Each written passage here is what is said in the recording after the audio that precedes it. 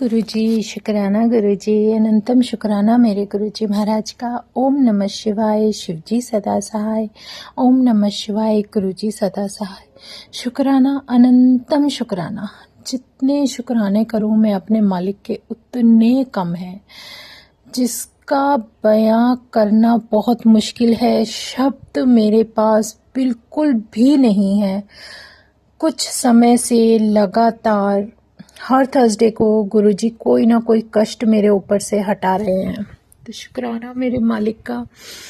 जो भी मेरी जर्नी के हिसाब से सत्संग स्टार्ट हुए हैं वो सब मैं जैसे जैसे मेरे साथ होता रहा वैसे वैसे सबको सत्संग शेयर करना शुरू कर दिया है। लेकिन आज वो सब बीच में रोक के मुझे मेरे परमात्मा का शुक्राना करना है, जो गुरु जी का बहुत बहुत बहुत शुक्राना है, वो मैं शेयर करती हूँ। कल थर्सडे को बहुत बड़ा कष्ट काटा मेरे गुरुजी महाराज ने, बहुत बड़ा कष्ट। सुबह सुबह जब मैं सिमरन करने के बाद उठी हूँ तो मेरे जो नेक में जो मेरा पेंडेंट था, काफ़ी प्यारा क्रीम कलर का गुरुजी का, वो अपने आप टूटकर अलग हो गया। तो जो गुरुजी महाराज की मर्जी, पर समझ गई कि आज कुछ और गुरु ने मेरे ऊपर से कुछ हटाया है जो कि मुझे समझ नहीं आता। वो परमात्मा जानता है, क्योंकि उन्हें सब दिखाई देता है। और उस पेंडेंट का टूटना, और सबसे अमेजिंग संगत जी कि कल मेरा मन बहुत ही ज़्यादा अशांत था। इतना बस मतलब बहुत अजीब सा था, बहुत कुछ अजीब सा था, नहीं समझ में आ रहा था क्या हो रहा है।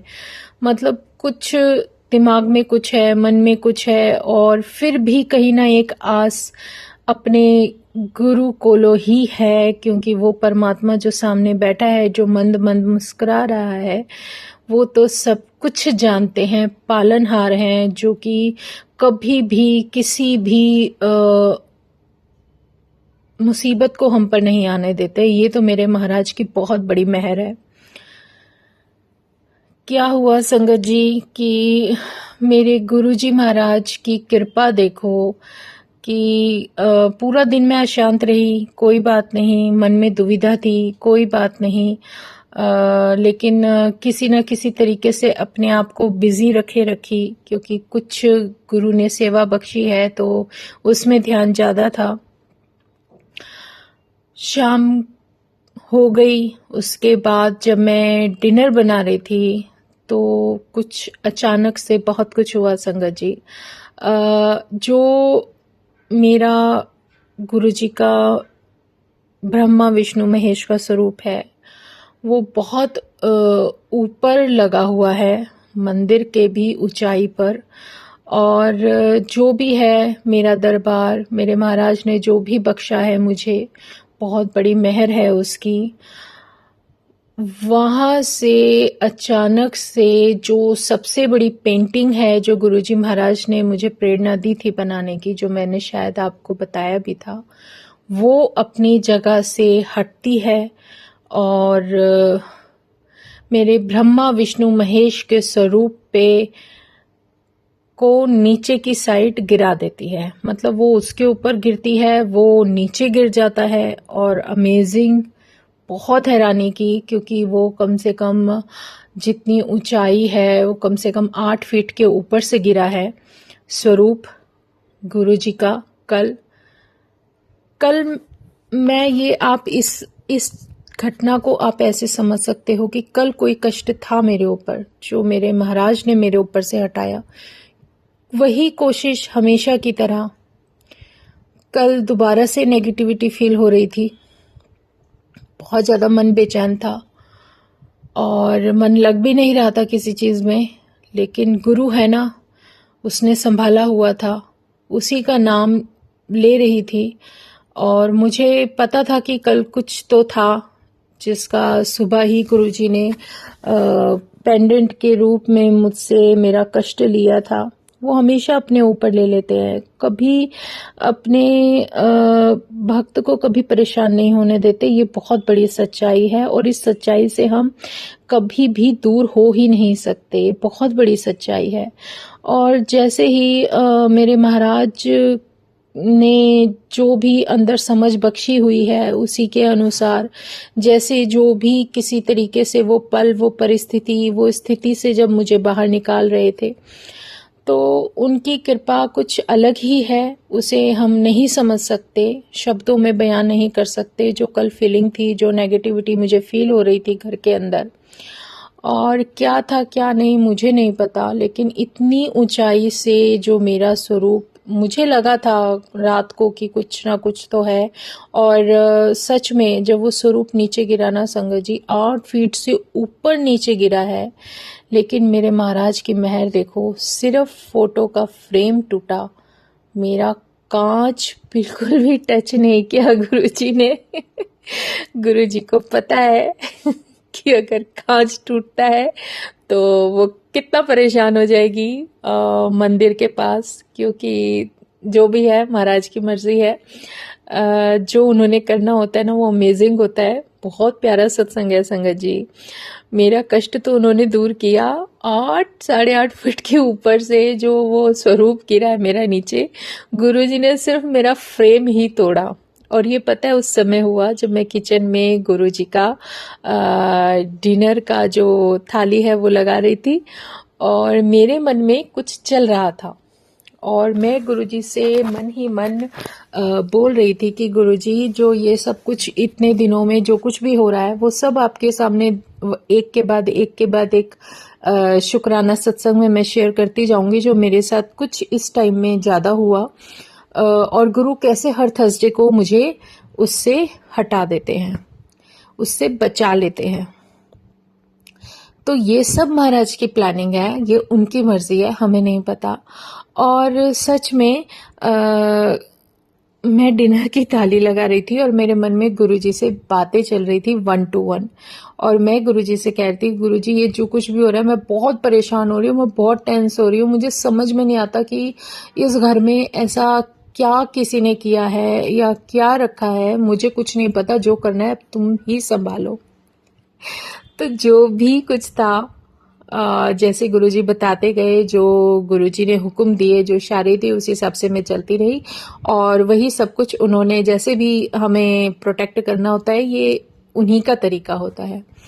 तो जैसे ही वो स्वरूप गिरा, मैं इतनी हैरान थी संगत जी कि जो उस गुरुजी के जो स्वरूप का फ्रेम था, एज इट इज, जब मेरे मन में ये थॉट आ रहे थे या मैं कुछ कर रही थी और थाली लगा रही थी, उस समय ही गुरु ने जो स्वरूप मेरा नीचे गिराया, जो मेरा कष्ट अपने ऊपर ले लिया, जो मुझे पूरे दिन से प्रॉब्लम हो रही थी, इतना नेगेटिविटी, इतनी ज़्यादा बेचैनी, इतना ज़्यादा जैसे कि कोई चीज़ मुझे परेशान करने की कोशिश कर रही थी या कुछ भी है। जैसे ही वो स्वरूप नीचे गिरा, मतलब कांच टूटना चाहिए था, फ्रेम, चलो फ्रेम टूट गया, कोई बात नहीं, वो तो बिल्कुल जेन्युइन है, लेकिन कांच बिल्कुल एज इट इज गुरु ने रखा, उसने कुछ नहीं टूटने दिया, सिर्फ फ्रेम टूटा चारों तरफ का, जो कि मैंने उठा के कूड़े में फेंक दिया। मैं कहा, गुरुजी महाराज, मैं तो जानती नहीं हूँ जो कुछ भी है, और जो कुछ भी तुम दिखाना चाहते हो मुझे समझ में नहीं आती, लेकिन वो तुम्हारी रजा है, तुम्हारी मर्जी है। क्योंकि देखो, अब जब हम उस शक्ति को जानते हैं तो मेरे मन में सिर्फ यही निकलता है, गुरुजी, मैं कुछ भी, मुझे मैसेज मिलता रहे, कोई कुछ बोलता है, कोई कुछ बोलता है, कोई किसी तरीके से अपना सत्संग शेयर करता है, वो सत्संग जो मुझे एक के बाद एक आ रहे थे, वो सिर्फ इसी से रिलेटेड थे कि मेरे घर पर जो भी है, मेरी फैमिली पर पता नहीं कितना पुराना है, कब से है, जिसने भी कुछ भी किया हुआ है, उससे बचाना और उससे किस तरीके से मुझे प्रोटेक्ट करना, वो मेरा मालिक कर रहा था।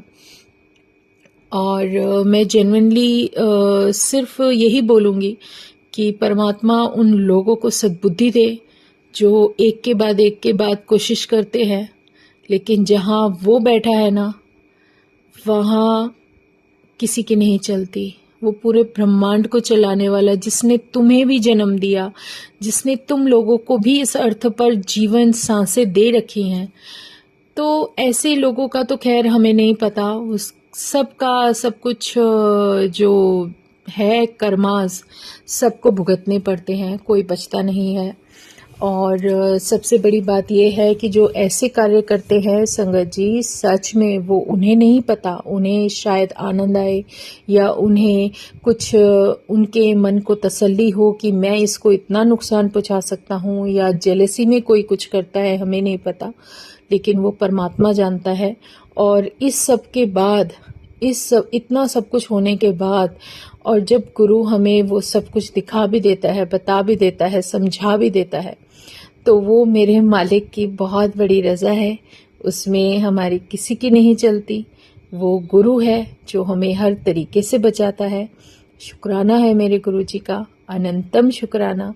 क्योंकि जो भी किसी भी तरीके से होता है ना, कहते हैं कि जो ऐसे कार्य करते हैं ना, उनकी पता नहीं कितनी पुश्तें इस सब का जो कहते हैं कि इसका कर्मा उनकी उतनी पुश्तों को भुगतना पड़ता है, आने वाली कई पुश्तों को, सिर्फ उनके कार्य पर निर्भर करता है। हम ये नहीं कह सकते कि 7 पुश्ते उसका कार्यभार जो है, जो कुछ भी उनके कर्माज हैं वो भुगतने पड़ेंगे, या उससे ज़्यादा है या उससे ज़्यादा, वो हमारे हाथ में नहीं है, वो परमात्मा जानता है, हम किसी को कुछ बोल ही नहीं सकते।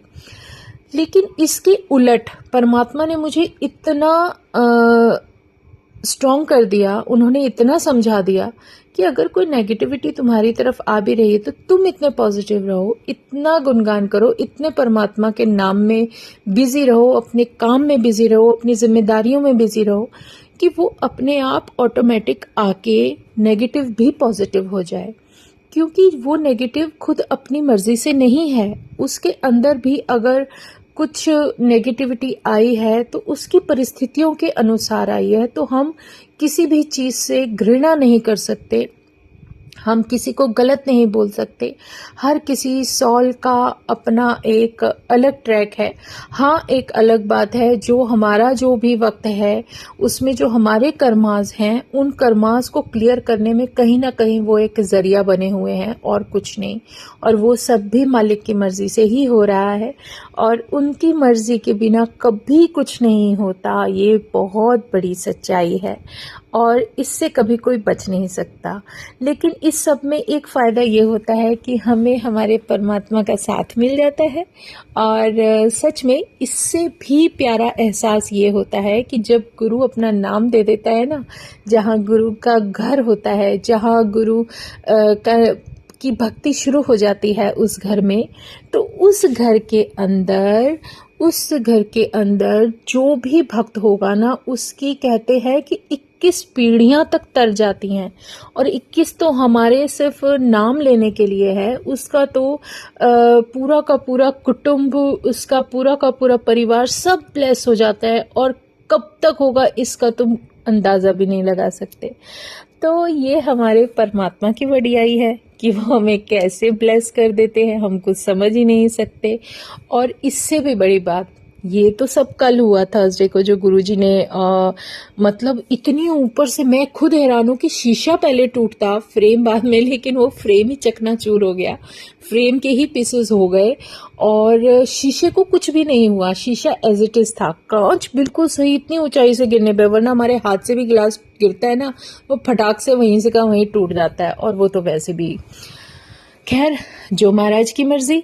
और इसके बाद एक अमेजिंग मिरेकल आज मॉर्निंग में हुआ, फ्राइडे को, जब मेरे गुरुजी का मुझे वो समझ आया कि कल जो कुछ भी हो रहा था मेरे ऊपर से गुरुजी कैसे कष्ट हटा रहे थे, कैसे मुझे प्रोटेक्ट कर रहे थे। जो मैं गुरुजी का जल रखती हूँ भर के गिलास के अंदर भगवान जी के पास, तो वो जो गिलास था ना आज मैं हैरान हूँ, क्योंकि वो मैं अपने लिए रखती थी पीने के लिए एज अ जल प्रसाद।